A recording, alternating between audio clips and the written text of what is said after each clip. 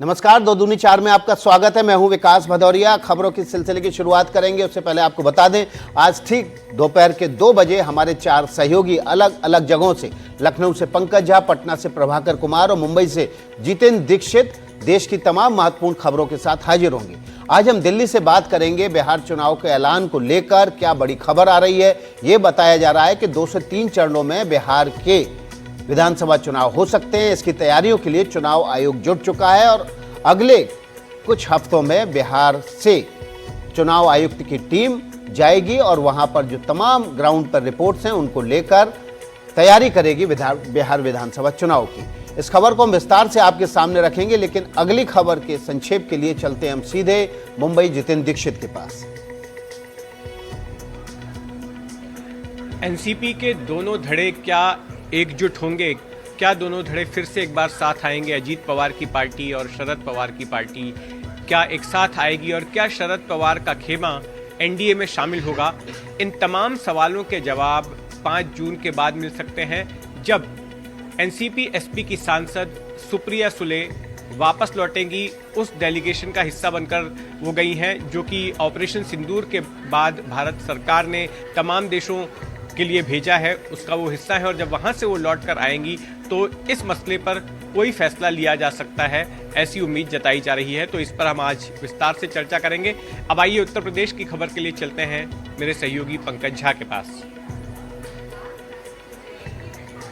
NDTV को exclusive रूप से जानकारी मिली है कि मायावती ने अपने भतीजे आकाश आनंद के पब्लिक स्पीच देने पर रोक लगा दी और यह भी कहा है कि वो देश भर में जो भी बीएसपी के लिए बैठकें करेंगे वो इंडोर बैठकें होंगी। इस पर जब चंद्रशेखर रावण ने कहा कि आकाश तो सिर्फ रबर स्टैंप है, आप अंदर और बाहर करके मायावती ने उनका करियर चौपट कर दिया, तो मायावती ने फिर चंद्रशेखर पर समाजवादी पार्टी, कांग्रेस और बीजेपी की कठपुतली होने का आरोप लगाया है। आज इसी पर बात करेंगे विस्तार से। आगे की खबरों के लिए चलते हैं पटना। धन्यवाद पंकज। और पटना में आज हम बात करेंगे 12 साल की बच्ची के साथ जो जघन्य अपराध की घटना हुई है, जिसमें पहले उसके साथ रेप किया गया, बाद में उसकी गला रेत के हत्या कर दी गई और उससे जब वहाँ इलाज के लिए पटना लाया गया तो पटना के पटना मेडिकल कॉलेज हॉस्पिटल में 4 घंटे का विलंब हुआ। वो लड़की एम्बुलेंस में पड़ी रही। इस मामले ने अब विकराल राजनीतिक रूप ले लिया है बिहार में और सभी विपक्षी पार्टियां अब सड़कों पे हैं और सरकार को घेर रही हैं कानून व्यवस्था को लेकर और स्वास्थ्य के इंफ्रास्ट्रक्चर की जो बिहार में स्थिति है उसको लेकर। तो इस पर आज हम विस्तार से बिहार से चर्चा करेंगे, लेकिन पहले खबरों को विस्तार देने के लिए हम चलते हैं दिल्ली विकास के पास। शुक्रिया प्रभाकर आपका। प्रभाकर की खबर को विस्तार से बाद में जानेंगे, लेकिन उससे पहले बिहार की राजनीति से जुड़ी खबर दिल्ली से है और ये दिल्ली से खबर है कि चुनाव आयोग ने बिहार विधानसभा चुनाव की तैयारियों की शुरुआत कर दी है। चुनाव आयोग इसकी तैयारियों में जुट चुका है। इसके लिए चुनाव आयोग अगले 2-3 दिनों में बिहार का दौरा कर सकता है। खबर आ रही है कि चुनाव से 2-3 चुनाव जो बिहार विधानसभा के होंगे 2 से 3 चरणों में हो सकते हैं। दिवाली और छठ जैसे त्योहारों को ध्यान में रखकर चुनाव की तारीखें तय की जाएंगी। आपको पता है कि नवंबर-दिसंबर में ये चुनाव होने हैं और ऐसी सूरत में दिवाली की और छठ की तारीखों को ध्यान में रखते हुए, पर्व को ध्यान में रखते हुए तारीखों का ऐलान किया जाएगा। आपको बता दें कि बिहार विधानसभा का कार्यकाल 22 नवंबर 2025 तक का है और उससे पहले ये चुनाव संपन्न हो जाने हैं। हालांकि यह भी साफ नहीं है कि कितने चरण में चुनाव होंगे, लेकिन संभावना जताई जा रही है, जो सूत्र हमारे हैं वो ये बता रहे हैं कि 2 से 3 चरणों में हो सकते हैं। तो बिहार विधानसभा चुनाव की तैयारियों के लिए मुख्य चुनाव आयुक्त अगले 2 से 3 दिनों में बिहार का दौरा करने वाले हैं। वहाँ पर वो तमाम जो चुनाव की प्रक्रिया से जुड़े हुए अफसर हैं उनसे मुलाकात करेंगे, ग्राउंड की रिपोर्ट लेंगे और उसके बेसिस पर बिहार विधानसभा चुनाव की तारीखों के ऐलान से जुड़े हुए तमाम पहलुओं पर विचार करने के बाद इसका ऐलान करेंगे। 2015 में क्या हुआ था पिछले विधानसभा चुनाव में, उसकी बात कर लें तो उस वक्त बिहार में विधानसभा चुनाव 5 चरणों में हुए थे, जबकि 2020 में 3 चरण में चुनाव हुए थे। इस बात की उम्मीद जताई जा रही है कि बिहार में जो अगले चुनाव होंगे वो भी 3 चरणों में हो सकते हैं। अब हम यहाँ पर बात करेंगे बिहार विधानसभा चुनाव में जो तमाम राजनीतिक दल हैं उनसे जुड़ी हुई जो तमाम राजनीतिक स्थिति थी पिछले विधानसभा चुनाव में, उनका डिटेल हम आपके सामने रख देते हैं कि इस दौरान वहाँ पर विधानसभा में स्थिति क्या थी और विधानसभा की स्थिति जानने के लिए हम आपके सामने आंकड़े रखते हैं और 2020 की जो दलगत स्थिति थी वो आपके सामने रख देते हैं। सबसे अधिक सीट आरजेडी ने जीती थी। आरजेडी को 79 सीटों पर सफलता मिली थी। दूसरे नंबर पर बीजेपी थी, यहां पर 78 सीटें बीजेपी ने जीती थी, यानी कि उसने आरजेडी से एक सीट कम जीती थी। बीजेपी के सहयोगी जेडीयू को 45 विधानसभा सीटें मिली थीं, जबकि कांग्रेस के खाते में 19 सीटें आई थीं। तो इस तरह से वहां पर जब सरकार बनी तो एनडीए की सरकार बनी, और एनडीए की सरकार में बीजेपी और जेडीयू के साथ और छोटे कई दल शामिल थे, जिन्होंने मिलकर ये सरकार बनाई, और इसके बाद जो आज तक ये सरकार चल रही है। हालांकि इस बीच कई बार ऐसा हुआ कि ये लगा कि एक बार फिर से नीतीश कुमार जो है वो पलटी मार सकते हैं। आरजेडी की तरफ से कई बार ऐसे बयान आए, लेकिन नीतीश कुमार की तरफ से ये साफ कर दिया गया कि वे अब कहीं नहीं जाने वाले हैं, और एक बार नहीं कई बार उन्होंने खुलेआम मंचों से ये कहा कि वे बीजेपी का एनडीए का हिस्सा हैं और एनडीए का हिस्सा रहेंगे। तो चलिए अब हम अपने सहयोगी मनोरंजन भारती के पास चलते हैं, उनसे समझते हैं। मनोरंजन, ये कहा जा रहा है कि जो चुनाव होंगे वो 3 चरणों में हो सकते हैं, क्योंकि पिछले चुनाव भी 3 चरणों में हुए थे। जब बिहार में लॉ एंड ऑर्डर की स्थिति बहुत खराब होती थी तब 5 से 7 चरणों में चुनाव होते थे, क्योंकि फोर्सेस को एक जगह से दूसरी जगह जाना पड़ता था। जो पोलिंग बूथ होते थे वहाँ पर ज़बरदस्त सिक्योरिटी के इंतजाम होते थे, ताकि किसी भी तरह से जो पोलिंग बूथ लूटने की जो वहाँ पर एक परिपाटी चली आ रही थी उस पर लगाम लगाई जा सके। इस बार भी 3 चरणों में इसलिए चुनाव हो रहे हैं क्योंकि अब लॉ एंड ऑर्डर की स्थिति पहले से बेहतर है। देखिए, बिहार के जितने भी नेता हैं वो लगातार ये मांग करते रहे हैं कि भाई 5 चरण में क्यों चुनाव होते हैं। 2015 की बात करें तो 5 चरण में वहाँ पर चुनाव हुए थे, और उसके बाद 2020 में भले ही 3 चरण में चुनाव हो रहे हैं, लेकिन इस बार ये कहा जा रहा है कि ये 2 चरण में भी कराए जा सकते हैं। जो जिस लॉ एंड ऑर्डर सिचुएशन की आपने बात करी वो अब वो है नहीं, और हमने देखा है बिहार में इतने इलेक्शन कवर करते हुए कि बूथ पे कितनी बड़ी सीआरपीएफ से लेकर के पैरामिलिट्री फोर्सेज को लगाना पड़ता था। तो उनके मूवमेंट्स को लेकर के हमेशा ये दलील दी जाती थी कि फोर्सेज का मूवमेंट करना है, इसलिए जो है हमको 5 चरण चाहिए, 3 चरण चाहिए। लेकिन बाद में नेताओं ने ये कहना शुरू किया कि इससे चुनाव बहुत लंबा खींचता है और उसमें खर्च बहुत ज़्यादा होता है, उसमें और भी चीज़ें व्यय होती है। तो इसको देखते हुए कम किया जाए। तो इस बार बिहार के लोग उम्मीद कर रहे हैं कि 2 चरण में चुनाव हो। छठ का पर्व है, आपको मालूम है बिहार में छठ कितना बड़ा पर्व है, तो उसको देखते हुए 2 से 3 चरण में वोटिंग की बात कही जा रही है। जी मनोरंजन, आप हमारे साथ बने रहिए। कुछ और डिटेल जो है साझा कर देते हैं। बिहार चुनाव में इस बार जोरदार टक्कर देखने को मिल सकती है। किन किन के बीच और कौन से नए धुरंधर हैं, नए चेहरे हैं जो बिहार की राजनीति में अहम हो सकते हैं। बिहार में कई छोटी पार्टियां इस बार चुनाव में अहम रोल अदा कर सकती हैं। ये इसलिए कहा जा रहा है क्योंकि नीतीश कुमार का मुख्यमंत्री के तौर पर चेहरा कमज़ोर होता नजर आ रहा है। ऐसी सूरत में उस स्पेस को कौन ऑक्यूपाई करेगा, ये बात बिहार में हो रही है।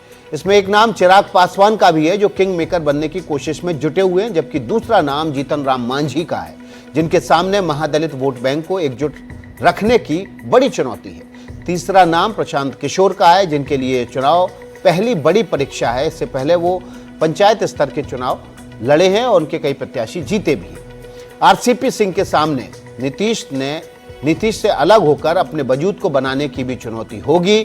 तो आईपीएस शिवदीप लांडे अपनी तेज तर्रार छवि का लाभ लेने की यहाँ पर कोशिश कर रहे हैं। तो बिहार में हर चुनाव में छोटे मोटे दल आते हैं और उनका महत्व उनकी सीटों के आकलन के साथ ही आंका जाता है। वो कितनी सीटों पर अपना कितना वोट हासिल कर पाए, कितनी सीटें जीती, इससे काफ़ी कुछ उनका भविष्य भी तय होता है। और बिहार विधानसभा का गणित जो है वो बनाने बिगाड़ने में उनकी अहम रोल हो सकता है। मनोरंजन भारती, तमाम दल हैं, तमाम छोटे दल हैं जो इस बार पहली बार बिहार विधानसभा में किस्मत आजमाएंगे।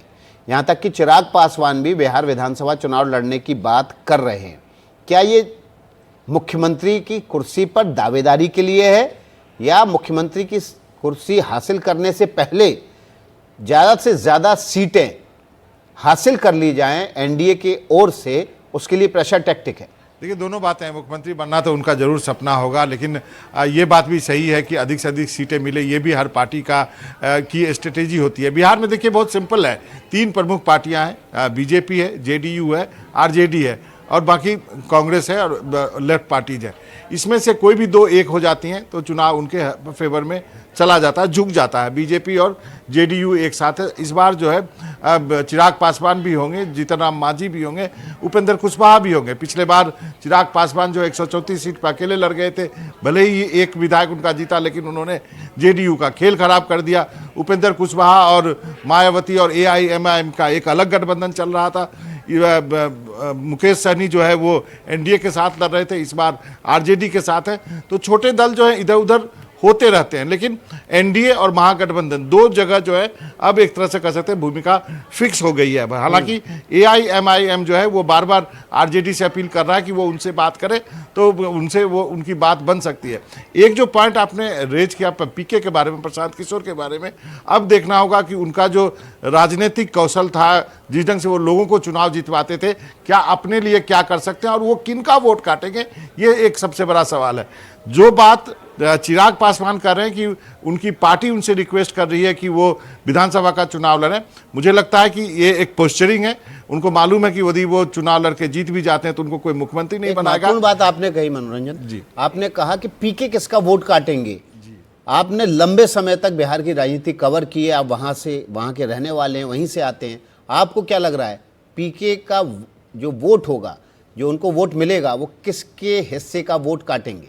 देखिए, जब बिहार की राजनीति की बात करेंगे तो आपको जाति बीच में लानी ही पड़ेगी। पीके और आरसीपी सिंह की बात करें, आरसीपी सिंह नालंदा से आते हैं, एक लंबे समय तक नीतीश कुमार के सहयोगी रहे।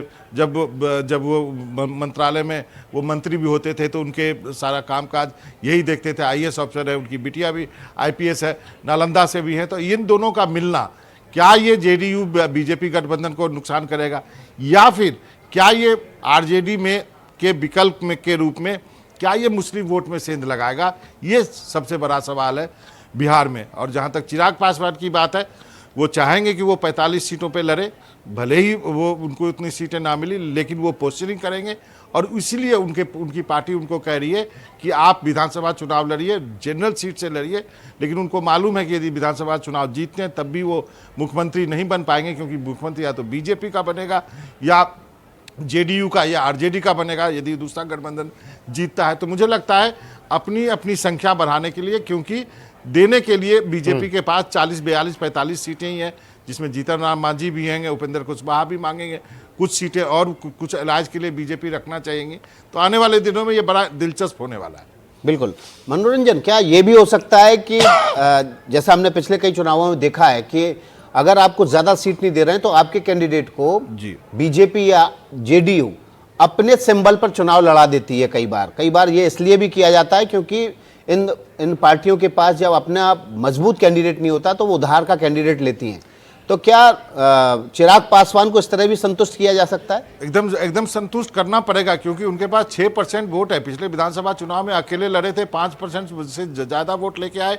इस बार 5 में से 5 लोकसभा की सीटें जीती है, 6% वोट है, 100% स्ट्राइक रेट है। इसलिए आप उनको नाराज नहीं कर सकते हैं। वो एक ऐसा आपका बाइंडिंग फोर्स है जिसके वजह से आप सत्ता की फाइनल सीरीज जो है वो चढ़ने वाले हैं। तो हो सकता है, अभी हमने महाराष्ट्र के चुनाव में देखा है कि किस ढंग से एनसीपी के कोटे से और बाकी जगह बीजेपी के उम्मीदवार लड़े, बिहार में भी हो सकता है। बिल्कुल।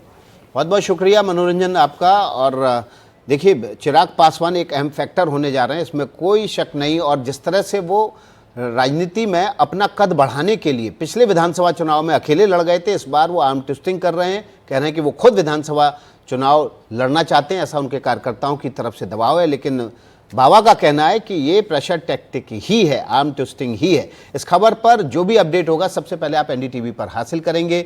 अगली खबर के विस्तार के लिए हम चलते हैं मुंबई में हमारे सहयोगी जितेंद्र दीक्षित के पास। धन्यवाद विकास। और मुंबई से खबर है एनसीपी के दोनों धड़ों को लेकर। इस बात को लेकर अभी भी सस्पेंस कायम है कि एनसीपी के दोनों धड़े, यानी कि शरद पवार वाली एनसीपी और अजीत पवार वाली एनसीपी, ये दोनों क्या एक साथ आएंगे और क्या शरद पवार वाली एनसीपी एनडीए का हिस्सा बनेगी? तो अब खबर ये आ रही है कि इस सवाल का जवाब देंगी सुप्रिया सुले, जो कि शरद पवार की बेटी हैं और उनकी पार्टी की सांसद भी हैं। तो वो 5 तारीख को लौटने वाली हैं और इस वक्त गई हुई हैं जो ऑपरेशन सिंदूर के बाद भारत सरकार ने जो सांसदों के प्रतिनिधि मंडल अलग अलग देशों में भेजे हैं तो उसकी सदस्य हैं और इसलिए वो दौरे पर हैं, लेकिन ये बताया जा रहा है कि जब वो लौट कर आएंगी तो वे ही इस पर फैसला करने वाली हैं। दरअसल फिर से ये चर्चा इसलिए गर्म हो गई है क्योंकि कल के दिन आर्टिफिशियल इंटेलिजेंस को लेकर एक सेमिनार था और उस सेमिनार में शरद पवार और अजीत पवार ने मंच साझा किया, लेकिन मंच साझा करने के बाद इनके बीच में अलग से मुलाकात भी हुई। ये लोग साथ में बैठकर इन्होंने कुछ देर तक बात भी की। तो इसको लेकर अब महाराष्ट्र के सियासी गलियारों में चर्चा शुरू हो गई है कि दोनों ही पार्टियों के साथ आने को लेकर जो अब तक अंडर करंट्स देखे जा रहे थे वो अब काफी तेज हो गए हैं और जल्द ही हो सकता है इसी महीने इस सिलसिले में कोई फैसला लिया जा सकता है। अब से कुछ दिन पहले खुद शरद पवार ने इस तरह के संकेत दिए थे, एक बयान दिया था, उन्होंने कहा था कि अगर ऐसा कुछ है तो इसके बारे में फैसला जो है अगली पीढ़ी ले सकती है, नई जनरेशन ले सकती है। उन्होंने सुप्रिया सुले की तरफ भी इशारा किया था और कहा था कि वो इस पर फैसला ले सकती हैं, लेकिन सुप्रिया सुले ने अब तक अपने पत्ते नहीं खोले हैं। उन्होंने साफ नहीं किया है कि अजीत पवार के साथ जाने को लेकर उनकी अपनी स्ट्रेटेजी क्या है, वो क्या सोचती हैं। अब एक और भी मौका था जब बीच में दोनों ही पवार, अजीत पवार और शरद पवार एक साथ में आए थे और तब भी ये चर्चा गर्म हो गई थी कि ये दोनों लोग फिर से अपनी पार्टी का हो सकता है कि विलय कर देंगे और एनसीपी जो कि जुलाई 2023 में 2 धड़ों में बंट गई थी, जिसमें से एक धड़ा अजीत पवार वाला वो एनडीए का सदस्य बन गया था, तो अब जो शरद पवार का हिस्सा है पार्टी का वो हिस्सा भी अब अजीत पवार के साथ में चला जाएगा। लेकिन क्या कुछ होगा ये सारा कुछ जब सुप्रिया सुले लौट कर आएंगी तब पता चलेगा। 5 जून को लौट के आने वाली है। रोहित पवार से हमारे सहयोगी पुणे के राहुल कुलकर्णी ने बात की थी और उन्होंने भी कुछ ऐसा ही संकेत दिया और कहा है कि अब गेंद सुप्रिया सुले के पाले में है और उनको ही फैसला लेना है। सुनिए क्या कहा था उन्होंने। सुप्रियाताई 5 तारखेपर्यंत देशाच्या बाहेर आहेत, देशासाठी आणि देशाची भूमिका घेण्यासाठी ते या देशाच्या बाहेर विविध देशामध्ये तिथे गेलेले आहेत। त्या परत आल्यानंतर या बाबतीत स्पष्टपणे बोलतील असं मला तरी वाटतं। त्यामुळे सुप्रियाताई येऊस तर आणि त्यांची भूमिका काय हे समजूच तर आम्ही सुद्धा सगळे वाट बघत आहोत।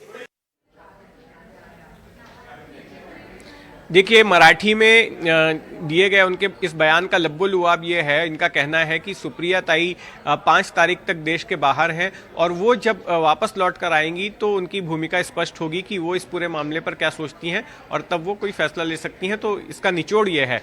तो ये सुप्रिया सुले को ही तय करना है। शरद पवार ने भी कहा, रोहित पवार भी कह रहे हैं कि आखिर अब एनसीपी एसपी का भविष्य क्या रहने वाला है। मेरे साथ पुणे से मेरे सहयोगी राहुल कुलकर्णी जुड़ रहे हैं, उनसे समझते हैं कि आखिर एनसीपी के दोनों धड़ों के बीच चल क्या रहा है।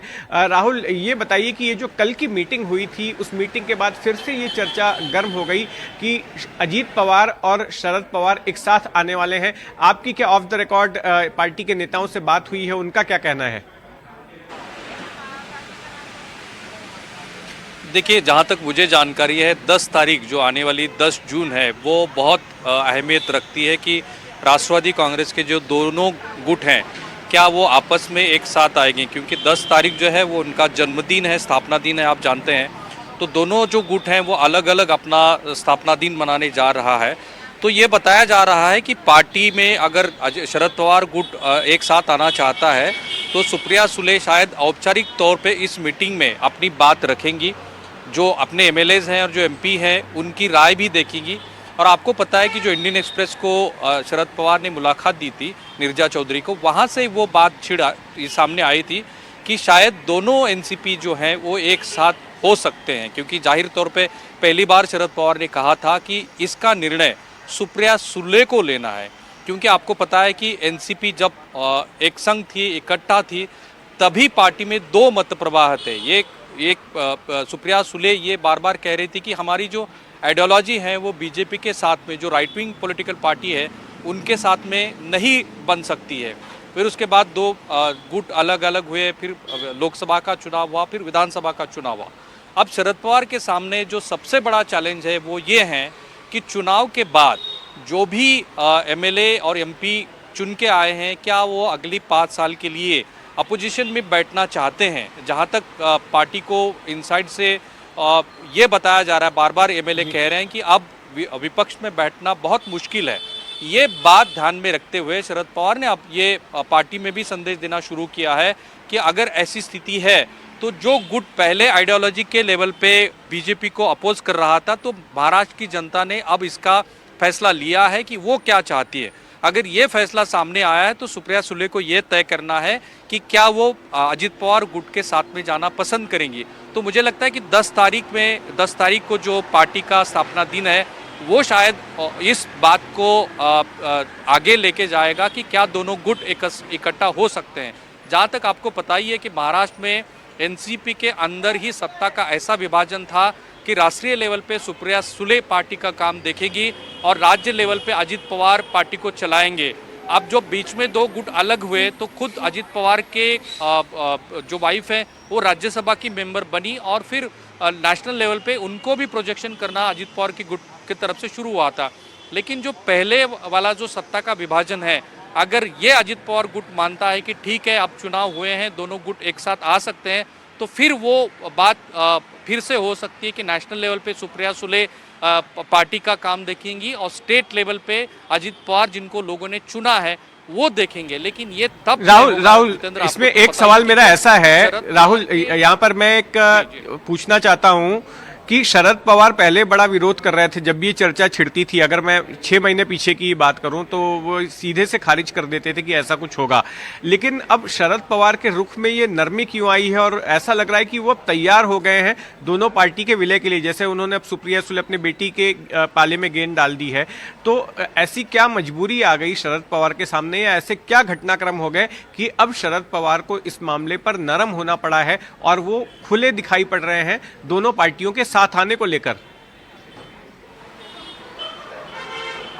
उसमें दो चीजें हैं। एक तो पहली बात यह है कि जो चुन के आए हुए लोग हैं, क्या वो 5 साल विपक्ष में बैठना चाहते हैं? क्योंकि आपको पता ही कि बहुत सी कोऑपरेटिव इंस्टीट्यूट, बहुत सी एजुकेशनल इंस्टीट्यूट और बाकी जो चीज़ें हैं वो सत्ता के बिना नहीं चल सकती। और राष्ट्रवादी कांग्रेस के महाराष्ट्र में एग्जिस्ट होने मतलब उनका एक अलग गुट होने से होते ही अब तक उनके राजनीति का सबसे बड़ा अहम मुद्दा रहा है कि वो हमेशा सत्ता के साथ रहे हैं। अब अगर अगली 5 साल अजित पवार गुट जो बीजेपी के साथ में है वो अलग अलग रहता है, तो फिर जो शरद पवार के साथ में चुनकर आए जो एमएलए और एमपी हैं वो शायद विपक्ष में बैठना पसंद नहीं करेंगे। तो वो सबसे बड़ी बात है।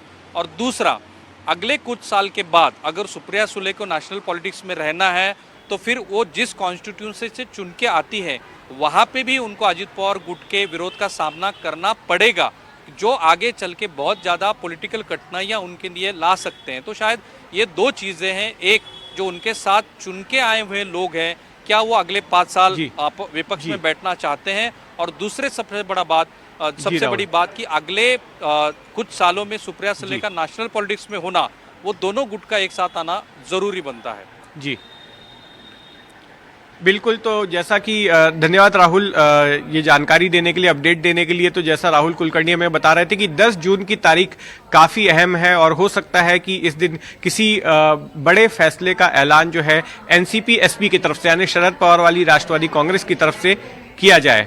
अब आइए आगे की खबर के लिए चलते हैं लखनऊ मेरे सहयोगी पंकज झा के पास।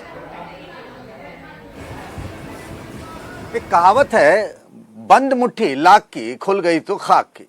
बीएसपी चीफ मायावती इन दिनों इसी फार्मूले पर चल रही हैं, खासतौर से अपने भतीजे आकाश आनंद को लेकर। पहले पार्टी से बाहर निकाला, फिर वापस कर लिया, फिर उनके लिए एक नया पद बना दिया, चीफ नेशनल कोऑर्डिनेटर। लेकिन जैसे कहते हैं ना 32 दांतों के बीच में जीभ, उसी तरीके की भूमिका एक तरीके से मायावती ने अपने भतीजे आकाश आनंद के लिए तय कर दी है। उन्होंने कह दिया है कि आकाश आनंद स्पीच नहीं देंगे, यानी वो कोई जनसभा रैली नहीं करेंगे। जनसभा में जाएंगे भी तो मायावती जी के साथ जाएंगे। यही नहीं, वो देश भर में संगठन यानी बीएसपी को मजबूत करने जाएंगे, लेकिन ये सारी बैठकें जो हैं वो इंडोर होगी। लेकिन क्योंकि आकाश आनंद बैठक के अंदर क्या बोल रहे हैं ये लोगों को पता नहीं चल पाएगा, पब्लिक डोमेन में नहीं जाएगा। मीडिया से बात करने पर भी रोक लगा दी गई है। इससे पहले जब वो पार्टी के नेशनल कोऑर्डिनेटर थे तब वो लगातार इंटरव्यू वगैरह दे रहे थे। इस बात को लेकर के आकाश आनंद के नए रोल को लेकर बीएसपी चीफ मायावती और चंद्रशेखर रावण के बीच में तलवारें खिंच गई। चंद्रशेखर रावण ने कहा कि मायावती ने ही खुद करियर चौपट कर दिया है आकाश आनंद का, वो फेल हो चुके हैं। कभी उन्हें पार्टी से बाहर निकाला और फिर अंदर कर लिया। इसके जवाब में मायावती ने आज सोशल मीडिया में दनादन कई पोस्ट किए। उसमें उन्होंने कहा कि चंद्रशेखर रावण का नाम तो नहीं लिया, लेकिन उन्होंने चंद्रशेखर रावण पर कई गंभीर आरोप लगाए। उन्होंने कहा कि आकाश आनंद को बाहर निकालकर अंदर करना जो भी हो, लेकिन वो बाबा साहब भीमराव अंबेडकर और कांशीराम के पद चिन्हों पर चलते हुए बीएसपी को मजबूत करेंगे। लेकिन गंभीर आरोप लगाते हुए चंद्रशेखर का नाम लिए बगैर मायावती ने कहा कि वो समाजवादी पार्टी, कांग्रेस और बीजेपी के हाथ की कठपुतली बने हुए हैं। इसके जवाब में चंद्रशेखर रावण ने क्या कहा, हमने खुद उनका इंटरव्यू किया है। सुनिए चंद्रशेखर रावण मायावती के इन आरोपों पर खुद क्या कहते हैं। से कुछ देर पहले बीएसपी चीफ मायावती के सोशल मीडिया पे कुछ पोस्ट आए। उस पोस्ट का संदर्भ इशारों ही इशारों में अगर जुड़ता है तो आज़ाद समाज पार्टी के सांसद चंद्रशेखर जी से। तो उन्हीं से पूछ लेते हैं मामला क्या है। चंद्रशेखर जी, वो आपका नाम तो नहीं लिए हैं बहन जी ने, पर उन्होंने इशारों में कहा कि आप सपा, कांग्रेस, भाजपा सबके इशारे पर खेलते हैं। मैं आपसे बड़ी शानदार बात कह रहा हूँ। बहन जी हमारी नेता है, मैं उनका बहुत सम्मान करता हूँ और आपने कभी नहीं देखा होगा कि मैंने एक शब्द भी उनके सम्मान के खिलाफ कहा है, और ना मैं जीवन भर कहूँगा। मैं यहाँ रहूँ, कहीं रहूँ, कोई फ़र्क नहीं पड़ता, लेकिन उनका सम्मान मेरे दिल में बहुत है। समाजवादी पार्टी से अलायंस उन्होंने किया, कांग्रेस पार्टी से अलायंस उन्होंने किया, भारतीय जनता पार्टी से अलायंस उन्होंने किया। मैंने दोनों में एक के साथ मैंने अलायंस की कोशिश की, मेरा उससे भी नहीं हुआ। मतलब आप समाजवादी पार्टी की तरफ बात, तो मैं किसके इशारों पे खेल रहा हूँ? अलायंस तो आपने किया है। अलायंस का मतलब समझते हैं? मतलब आप साझेदार होकर आपने साथ काम किया है। कभी आप कुछ बताते हैं, कभी कुछ बताते हैं। हालांकि मैं नहीं मानता कि उन्होंने मेरे लिए कहा होगा। आकाश आनंद से कभी मुलाकात हुई क्या आपकी? नहीं, मेरी नहीं हुई, मेरी नहीं हुई है, और मैं उनके लिए भी मंगल कामनाएं करता हूँ। मैं भगवान बुद्ध को मानने वाला व्यक्ति हूँ, संत रविदास, संत कबीर, गुरु नानक जी, भगवान वाल्मीकि जी को मानने वाला व्यक्ति हूँ। मेरे मन में किसी की प्रति ईर्ष्या नहीं है। मैं तो कहता हूँ उनके उत्तम स्वास्थ्य के लिए और उनके जगह होने के लिए, और वो जो बिजनेस व्यापार करते हैं अपना, तो वो आगे बढ़े। अब मैं और इसके अलावा कर क्या सकता हूँ? मेरी उनसे कोई बहुत बातचीत तो नहीं है। तो बहन जी ने अगर कुछ कहा है, कुछ सोचा है और ये निर्णय लिया है जो आप बता रहे हैं, अगर उन्होंने लिया तो सोच समझ के लिया होगा। आप अभी किसी रबर स्टाम्प की बात कर रहे हैं। आपने कहा ना कि भाई उनको बोलने में पाबंदी है, तो ऐसे तो हमारे यहाँ होता क्या था ना कि जो ताकतवर लोग थे वो अपना ऐसे आदमी को प्रधान बनाते गांव में जिसकी स्टैंप उनके पास रहे, और फिर वो प्रधान कहीं भी घूमता रहे तो वो बेचारे स्टैंप लगा देते थे अपने आप। जहाँ भी सामंती लोग, इस तरह के लोग जो लोकतंत्र को नहीं मानते, तो ऐसा ही करते थे। अभी गठबंधन को लेकर के चंद्रशेखर आजाद के पास कोई विचार नहीं है। ये भी आप ही की बात है। पार्टी का कोई फैसला होगा, सब आपके सामने आएगा। अभी पार्टी संघर्ष कर रही है, इसलिए संघर्ष कर रही है क्योंकि कई बार अलायंस के खाए हुए धोखे हैं। तो पार्टी ने तय किया कि वो अपनी जमीन खुद मजबूत करेगी, चाहे 10 साल का समय लग जाए। कभी 4 बार यूपी की मुख्यमंत्री रही मायावती और उनकी पार्टी बीएसपी इन दिनों बुरे दौर से गुजर रही है। चुनाव दर चुनाव बीएसपी हाशिए पर जा रही है। झगड़ा घर परिवार में भी है और पार्टी में भी है। मायावती की चिंता अब अपने बेस वोट बैंक दलित को बचाने की है, और इसी चक्कर में उन्होंने अपने भतीजे आकाश आनंद की भी वापसी करा ली। सबसे गंभीर चुनौती उनके लिए दलित वोट बैंक को बचाने को लेकर के आजाद समाज पार्टी के चंद्रशेखर रावण खुद उभर कर आए। समाजवादी पार्टी, कांग्रेस और बीजेपी की नजर भी उनके वोट बैंक पर है। आखिर मायावती ने ये फैसला क्यों किया होगा? हमारे साथ जुड़े हुए हैं वरिष्ठ पत्रकार राजेंद्र कुमार जी। राजेंद्र जी, मैं जानना चाहता हूं कि जिनको आयरन लेडी कहा जाता था, यूपी की राजनीति कई दशकों तक उनके इर्द गिर्द रही, क्या वो कंफ्यूजन में है? नहीं, वो कंफ्यूजन में कोई नहीं है। मायावती फिर भी बसपा में अपने इर्द गिर्द ही सारी राजनीति को केंद्रित कर रही हैं, और दूसरे साथ काम एक ये कर रही हैं कि वो आनंद की नए सिरे से ग्रूमिंग कर रही हैं। क्योंकि जब आनंद आए थे तब उनको दलित समाज के गांव देहात में होने वाली समस्याओं की कोई जानकारी नहीं थी। वो परिवार के थे और उनको पार्टी में मायावती लाई, अपने साथ कुछ समय रखा और उसके बाद उनको जिम्मेदारी देना शुरू कर दिया, बिना ये जाने हुए कि आनंद की राजनीतिक क्षमताएं क्या हैं। वास्तव में आनंद दलित समाज या गांव में मायावती जिस तरह से काशीराम के पीरियड में साइकिल से गांव-गांव गई थी, उस तरह का कोई संघर्ष या कोई चीज इन्होंने की ही नहीं थी। तो जब आए और बयान देना शुरू किया और होने लगे, तो बिना धरातल को जाने हुए ये बयान दे रहे थे। उसमें कई गलतियां हुई, तो मायावती को लगा कि अब ये हमारा ही पार्टी का ही नुकसान कर देंगे, तब इन्होंने उनको बाहर किया था। और अब फिर लाई हैं तो इसलिए क्योंकि जो काशीराम की बसपा थी वो अब पारिवारिक बसपा बन गई है मायावती की।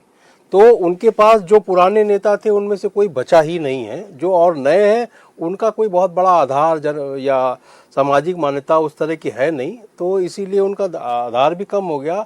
अब मायावती ने जो आकाश के ऊपर कुछ बंदिशें लगाई हैं कि वो पार्टी के अंदर बैठक करेंगे, बाहर बयान नहीं देंगे, उसका मामला ये है कि चंद्रशेखर रावण चाहते हैं कि हम आकाश को निशाने पे लें और आकाश जवाब दें।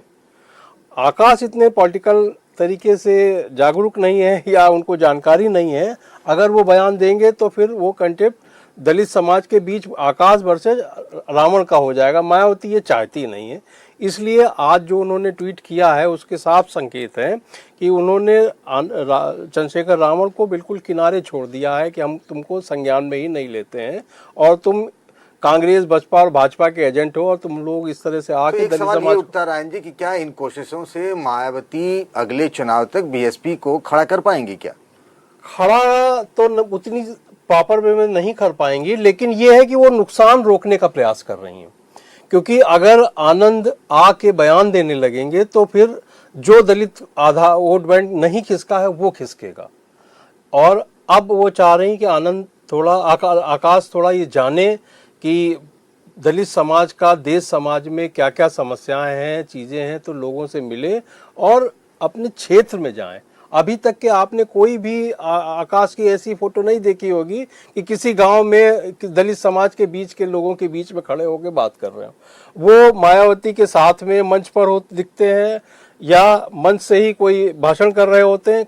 कभी भी कोई रोड शो या किसी गांव में भी वो घूमने टहलने नहीं निकले इतने साल की राजनीति में। कहने का मतलब ये है कि मायावती और उनकी पार्टी बीएसपी को अपने तौर तरीके बदलने पड़ेंगे और जैसा इन्होंने कहा उसको समझते हुए ही इसीलिए चंद्रशेखर रावण जो हैं वो कभी मायावती पर सीधा हमला नहीं करते हैं, उन्हें हमेशा अपना सम्मानित नेता कहते हैं और उनके निशाने पर आमतौर पर उनके भतीजे यानी मायावती के भतीजे आकाश आनंद होते हैं। और ये यूपी में दलित पॉलिटिक्स की एक नई विधा बन गई है। अब हम आगे की खबरों के लिए चलते हैं पटना।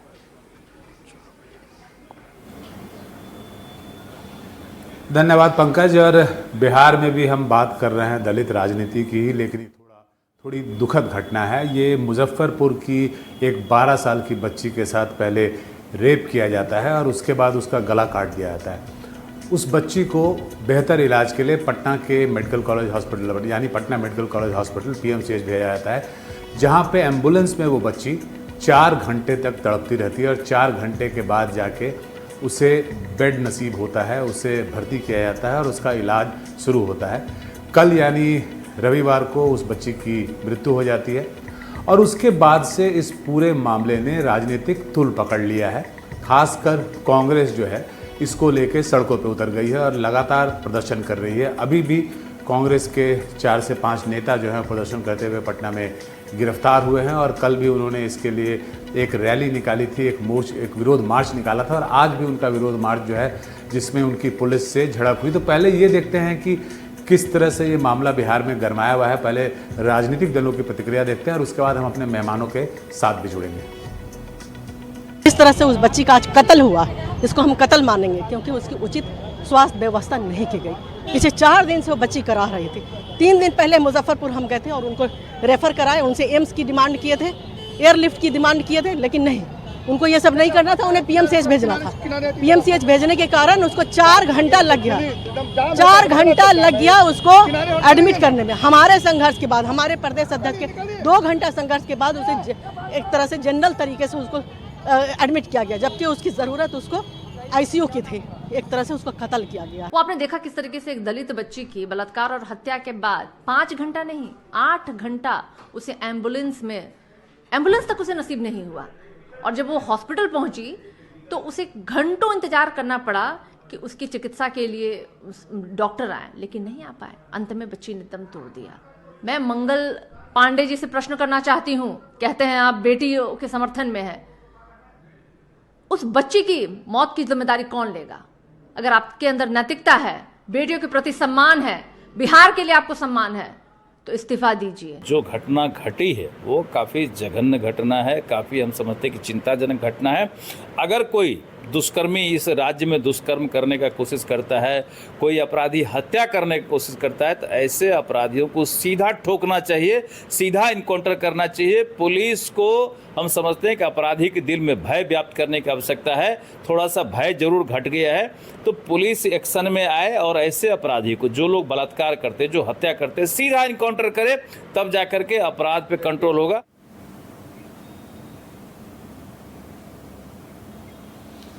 तो पुलिस को इस पर कड़ी कार्रवाई करनी चाहिए, पुलिस को उन्हें सीधा ठोकना चाहिए, ये कहना है बिहार के मंत्री, जो भाजपा के मंत्री हैं, नीरज सिंह बबलू का। इस पर राजनीतिक दल, जैसा मैंने आपको बताया, काफ़ी विरोध कर रहे हैं और सरकार को घेरने की कोशिश है। मंगल पांडे जो कि स्वास्थ्य मंत्री हैं, उनका इस्तीफा मांगा जा रहा है क्योंकि इस बच्ची के इलाज में पटना मेडिकल कॉलेज में कोताही की बात सामने आ रही है और इस पूरे जो हेल्थ सिस्टम है बिहार का, उस पर भी एक सवाल खड़ा हो रहा है। इसी पे बातचीत करने के लिए हमारे साथ राजेश राठौर हैं, जो कि कांग्रेस के प्रवक्ता हैं, और प्रभात मालाकार है, जो कि भाजपा के प्रवक्ता है। राजेश जी, पहले मैं आप दोनों का स्वागत है हमारे एनडीटीवी के इस खास कार्यक्रम में। पहला सवाल आपसे है राजेश जी, ये बहुत ही दुखद घटना है और हम सभी दुखी हैं इससे, सभी मर्माहत हैं, लेकिन आप इस बच्ची को, जो 12 साल की बच्ची है जिसके साथ बलात्कार हुआ और उसके बाद उसका गला काट दिया गया, वो बच्ची नहीं रही, आप उसे दलित एंगल क्यों दे रहे हैं? आप ये घटना, अगर कोई वो दलित नहीं होती उसके बाद भी उतनी ही जघन्य थी ये घटना, तो आप इस पर राजनीति क्यों कर रहे हैं? आप इस पर बार बार इसके आगे, नाम के आगे दलित क्यों लगा रहे हैं? प्रभाकर जी, मैं इस पे बिल्कुल राजनीति नहीं करता। इस बलात्कार और हत्या के दो पहलू देखे गए। मैं संक्षिप्त में बात कहना चाहता हूं कि बलात्कार हुआ मुजफ्फरपुर के कुरहनी में 26 तारीख को। बलात्कार के बाद उसके गर्दन काटे गए, फिर पेट फाड़े गए, कई चाकू मारी गई। उसी दिन वो गंभीर हालत में उनको एसकेएमसीएच में भर्ती कराया गया, उसको पटना नहीं लाया गया, क्योंकि पटना में प्रधानमंत्री जी के सफल रोड शो करना था, जिस कारण से बच्ची को वहीं रखा गया, मीडिया से भी दूर रखा गया। प्रधानमंत्री के जाने के दिन हमारी महिला कांग्रेस अध्यक्षा मुजफ्फरपुर जाती है, 11 बजे रात में डीएम से मिलते हैं कि बच्ची की हालत बहुत गंभीर है, आप रेफर करवाइए। फिर रेफर होता है, रेफर कहाँ होता है? पटना के एम्स में। सुबह पटना एम्स आ जाती है वो बच्ची। पटना एम्स ये कहता है कि चूंकि यह मामला, देखिए राजेश जी, ये सारा घटनाक्रम नहीं। राजेश जी, आपने शायद मेरा सवाल सुना नहीं। मेरा सवाल आपसे बड़ा सिंपल है। ये जो भी घटना हुआ है उससे हम सभी मर्माहत हैं, सभी दुखी हैं और किसी के साथ भी ऐसा घटना नहीं होना चाहिए, लेकिन आप बार बार जब उस लड़की की बात करते हैं, उस बच्ची की बात करते हैं, तो उसके नाम के आगे दलित क्यों लगाते हैं? आप, अगर वो दलित नहीं होती तो क्या इस घटना को आप एक्सेप्ट कर लेते? क्या आप मर्माहत नहीं होते? क्या आप उतना प्रोटेस्ट नहीं करते? मेरा कहना यह है कि ये किसी भी बच्चे के साथ अगर घटना हुई है तो उसकी भर्त्सना होनी चाहिए, इसमें कड़ी कार्रवाई होनी चाहिए, इसमें जो भी कठोर दंड होना चाहिए वो मिलना चाहिए। लेकिन आप बार बार दलित बच्ची क्यों कर रहे हैं इस मामले में? प्रभाकर जी, मैं इसलिए कह रहा हूँ दलित, मतलब आज के दिनों में अब भी करेंगे। वो बच्ची अगर सक्षम होती, उसके पास पिता का साया भी माथे पे नहीं था, बेहतर हॉस्पिटल में जा सकती थी। आज तक, अभी तक हम बात कर रहे हैं, सरकार की ओर से कोई बयान नहीं आया कि हॉस्पिटल में भर्ती कराने में 8 घंटे क्यों लगे। और दलित बच्ची नहीं होती, कोई सक्षम और मजबूत व्यक्ति होती, तो क्या वह सरकारी हॉस्पिटल के इंतजार करती? आज चिराग पासवान जी, जीतन राम मांझी जी सरकार में है, दलितों की बात करते हैं, अपने रिश्तेदार को दलित आयोग, महादलित आयोग में सदस्य बनाते रहते हैं, लेकिन बात उन्होंने अभी तक नहीं की उस दलित बच्ची को बेहतर इलाज क्यों नहीं हुआ। हमारा सवाल यह है, आपका अगर इस मुद्दे पे राजेश जी अगर आक्रोश है तो मैं आपके साथ हूं, क्योंकि हम सभी आक्रोशित हैं इस मुद्दे पे। प्रभात जी, मैं आपसे जानना चाहूँगा, राजेश जी बोल रहे हैं या विरोधी पार्टियां बोल रही हैं कि पूरे के पूरे आपके जो हेल्थ सिस्टम है बिहार का, उस पर सवालिया निशान लगता है। दूसरा, आपके लॉ एंड ऑर्डर पे सवालिया निशान लगता है। और ये बार बार आपके जो हेल्थ मिनिस्टर हैं मंगल पांडे जी, उनका इस्तीफा भी मांग रहे हैं। तो आप, मुझे लगता है क्योंकि एक छोटी बच्ची का मामला है, बहुत जघन्य अपराध हुआ है, तो मेरा मानना है कि आप भी इससे सहमत होंगे इन मांगों से। देखिए प्रभाकर जी, सबसे पहले जिस बच्ची के साथ ये घटना हुई है उनके परिवार के प्रति मैं अपनी गहरी संवेदना व्यक्त करता हूं, और ये बहुत ही विभत्स घटना है। और यह आप जान लीजिए कि मैं आपके चैनल के माध्यम से बता देना चाहता हूं कि अपराधी चाहे कहीं भी हो, किसी कोने में घुसे हो, उन्हें बिहार सरकार के प्रशासनिक अधिकारी पकड़कर उनको सलाखों के अंदर करेंगे, नहीं तो उनका गया में पिंडदान हो जाएगा, ये तो तय है। और रही बात स्वास्थ्य सिस्टम की, तो क्या स्वास्थ्य सिस्टम में बिहार में अमूलचूल परिवर्तन हुआ है। जो लोग मंगल पांडे का इस्तीफा मांग रहे हैं, उनको यह बताना चाहिए कि उनके कार्यकाल में हॉस्पिटल जाने लायक स्थिति थी क्या। और जिस प्रकार से बच्ची जब ये मुजफ्फरपुर एसकेएमसीएच में रही हो या पीएमसीएच में रही हो, अब उनको कंटिन्यू हो, चूंकि इतनी घटनाएं थी, गला पे भी चाकू के निशान थे, और चूंकि रेप का मामला था तो उसे गायनिक में भी भर्ती करना था, तो आईसीयू में ले जाके लगातार उसका इलाज हो रहा था। प्रभात जी ये चलेगा नहीं, ये चलेगा नहीं। 20 साल से आप सरकार में हैं, इनके समय में हेल्थ सिस्टम का क्या स्थिति थी, शिक्षा की व्यवस्था की क्या स्थिति थी, नहीं, उस पर हम बात नहीं कर रहे हैं। मैं उसी पे आ रहा हूं कि 20 साल से आप सरकार में हैं, मोटा सा तो सवाल आपसे होगा, इस बच्ची को जो विलम्ब हुआ, इस बच्ची के इलाज में जो विलम्ब हुआ, देखिए बच्ची को तो हम बच्ची तो वापस नहीं आ सकती है, लेकिन प्रभाकर जी बच्ची तो वापस नहीं आ सकती, लेकिन उनके परिवार को न्याय दिलाने के लिए भाजपा सरकार, एनडीए सरकार एड़ी चोटी एक कर देगी। और डॉक्टरों की कहीं से कोई लापरवाही नहीं थी। एसकेएम पीएमसीएच के अधीक्षक ने इसे पूरा क्लियर कर दिया कि 1-23 में बच्ची भर्ती हुई, उस समय से लेकर चाहे वो ईएनटी में हो, चाहे वो गायनिक में हो, चाहे वो आईसीयू में ले जाके लगातार डॉक्टर रात भर उसकी इलाज कर रहे थे, और काल के गाल में बच्ची समा गई, इसके प्रति संवेदना। और रही बात कांग्रेस की, तो कांग्रेस को तो सब ये दलित का चोला ओढ़कर दलितों को आप प्रभात जी जिस पार्टी से जुड़े हैं उसकी वफादारी निभा रहे हैं, लेकिन मेरा मानना, इसलिए आप बोल रहे हैं कि इसमें कोई कोताही नहीं हुई है, लेकिन मेरा ये बहुत दुखद घटना है। और इस पे प्रभाकर जी, इस पे कार्रवाई भी मेडिकल कॉलेज में, पटना मेडिकल कॉलेज में लोगों से बात हुई, हमारी जो लोगों से बात हुई, डॉक्टर से जो बात हुई, उसमें शुरू में लापरवाही हुई है, इलाज में कोताही हुई है और विलम्ब हुआ है, जिसके चलते मैं ये नहीं कह रहा हूं कि अगर वो समय पर बच्ची भर्ती हो जाती तो उसके बाद भी उसे बचाया जा सकता था कि नहीं, लेकिन वो 4 घंटा तक एम्बुलेंस में तड़पती रही, बाहर पड़ी रही, 4 घंटे से, फिर से कह रहा हूं कि चाहे वो अपराधी हो, चाहे कुल मिला के एक बात पे हम सहमत हैं प्रभात जी, एक बात पे हम भी सहमत हैं, आप भी सहमत हैं और राजेश जी भी सहमत हैं कि ऐसी घटनाएं बिहार में होनी नहीं चाहिए। और आप लोगों को अगर राजनीति करनी है तो कोई बेहतर मुद्दा मिले, ऐसे मुद्दों पे हम बिहार में राजनीति ना करें। तो बिहार से आज इतना ही, और वापस चलते हैं दिल्ली विकास की ओर। बहुत बहुत शुक्रिया प्रभाकर आपका। तो रोज की तरह 2 बजे हम 4 सहयोगी हाजिर होते हैं। कल फिर मुलाकात होगी आपसे। अभी छोटा सा ब्रेक, फौरन लौट रहे हैं।